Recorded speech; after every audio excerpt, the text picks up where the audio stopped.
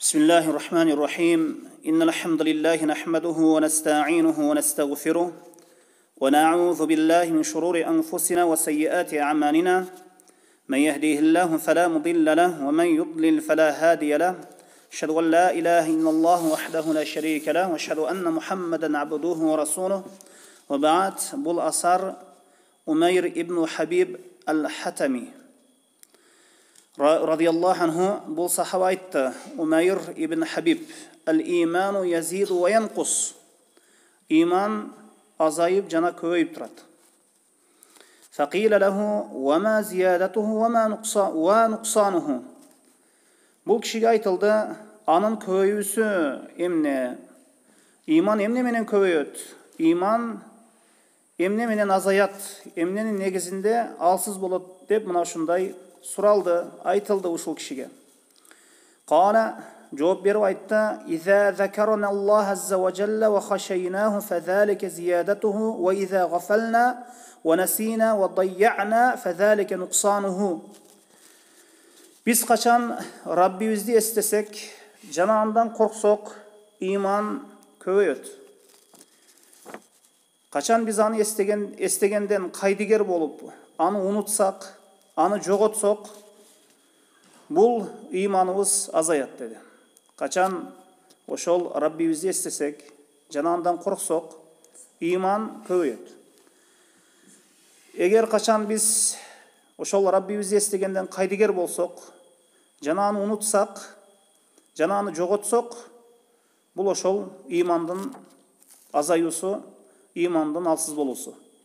Bu asar bizge körsetip turat, iman azayat eken, jana köpeyöt eken.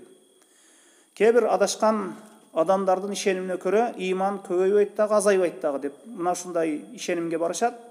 Jok, bul toora emes. İman azayat, jana köpeyöt, iman köpeyip oşol iman kötörülöt.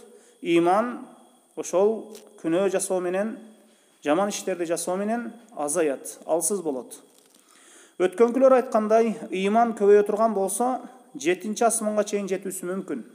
Эгер түшө турган болсо, жердин эң бир түпкүрүнө чейин жетүүсү мүмкүн. Же тоо сыяктуу болуп калуусу мүмкүн, же таптакыр жоголуп кетүүсү мүмкүн дешкен экен. Эң биринчи, ар бирибиз кам көргөнүбүз, иманыбыз тууралуу кам санообуз керек. Ар бир күн сайын, секунд сайын, минут сайын иманыбызга көңүл буруп карап туруубуз керек. Ар бир инсан алтындын курсуну жана акчанын курсуну карап турат. Ар бир инсанды мына ушул нерсе кызыктырат. Доллардын курсун карап турабыз, түштүбү же жогоруладыбы деп. Базарда эмне жаңы нерселер бар, эмне жок, эмне бар дегендей. Киши акыреттин ошол баласы болуусу керек. Акыреттин адамы болуусу керек. Бардык убакытта өз иманына карап туруубуз керек. Иман антикени азайып жана көбөйүп турат. Сенде эң кымбат нерсе бул иман. Киши иманы болбосо, басып жүргөн, кыймылдаган бир өлүк сыяктуу, өлүктөн айырмасы жок. Ал басат, тияка бияка дем алат, жеп ичет, сүйлөйт. Бул инсанда иман сыпаты болбосо, иманы болбосо, ал өлүк адам сыяктуу. Аллах Таала иманды Кур'ан-ы Керимде рух деп сыпаттаган. Мындан чыкты рух, антикен ал жашоо берет. Аллах Таала Кур'анда айтат: "Я юхаллазина аману стажибу лиллахи ва лиррасули иза даакум лима юхйикум." О Аллах Таалага иман келтиргендер, силер Аллах жанын элчисиге жооп бергиле, силерди тирилткен нерсеге чакырса. Киши иманын көтөрүлө турган нерселерди жана көбөйтө турган себептерди билүүсү керек. Жана иманды алсыздатып, ошол азайта турган нерселерди дагы билип алуубуз керек. Иманы азайып кетпесү үчүн, алсыздап кетпесү үчүн, иманын жана динин сактоосу үчүн иманды көбөйтүрө турган нерселерди билип алуубуз керек. Мисал үчүн Кур'ан окуу, анын аяттарын ой жүгүртүү, пайгамбарыбыз саллаллаху алейхи вассалам өмүр баянын окуп үйрөнүү, пайгамбарыбыз саллаллаху алейхи вассаламдын сүннөтүн окуп үйрөнүү, айлана чөйрөгө, ошол тоо таштарга, көлдөргө, дарактарга ой жүгүртүп, Аллахтын кудретин далилдеген аят белгилерге ой жүгүртүү, жана жакшы амалдарды жасоо, жана илим талап кылуу, жана таухид илимин бар нерседен мурда алдын окуп үйрөнүү, жана Аллахтын ысым сыпаттарын окуп үйрөнүү, мына ушул иштердин баарысы, мына ушул айтылган нерселердин баарысы имандын көтөрүлүүсүнө себеп боло турган нерселер. Өткен салихиндердин өмүр баянын окуп үйрөнүү, жана дагы сахабалардын өмүр баянын окуп үйрөнүү, жана жакшы адамдар менен ыймандашуу дагы бул ыйманды көтөрө турган эң негизги себептер. Эми ыйманды алсыздата турган жана аны жогото турган иштер жогорудагы айтылган иштерге каршы келген иштер. Ыйманды азайта турган себептер ички жана сырткы болуп экиге бөлүнөт. Ички себеп ал сенин напси каалооң, сени жамандыкка чакырган иштер.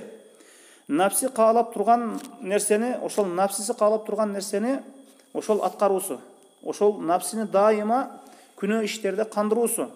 Умейр ибн Хабиб ички себепти мына уйза гафална ва насина ва дайяна деп айтты. Кайдыгер болсок, унутсак, жоготсок, бул ыймандын азаюусунун, алсыздоосунун ички себеби экен.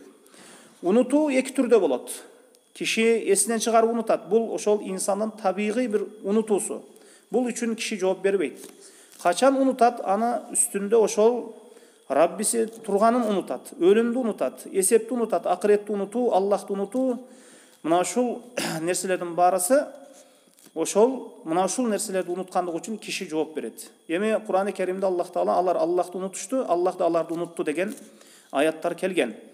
Качан киши ошол Аллахтын аяттарынан, хадистерден ошол жүз бурса, ошол хадистерди, аяттарды угуп туруп жүз бура турган болсо дагы, мына ушул нерселер дагы ошол Аллахты, шариятыны жана Аллах Тааланы унутуу болуп эсептелинет. Бул эми ички себептер. Сырткы себептер мунун башында шайтан турат. Анын тапшырмасы ошол кишини ыймандан чыгаруу. Ибн Кайым рахимахулла бул нерсени киши менен ит ортосундагы бир үзүм этке окшоткон. Ит кишинин айланасынан кетпейт, аны ошол этти жыттап, аны алмайын, аны колго киртмейин койбойт. Шайтан дал ушундай, ыйманды алуу үчүн, ыймандан чыгаруу үчүн итке окшоп кишинин айланасында айлана берет. Ошол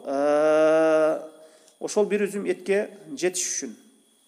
Ошол ит, ошол кишинин айланасында айланып, бир үзүм этти алыш үчүн айлангандай, шайтан дагы кишиден аны айланасынан кетпейт, оң жагынан, сол жагынан, арт тарабынан кетпейт, ошол ыйманын алуу үчүн.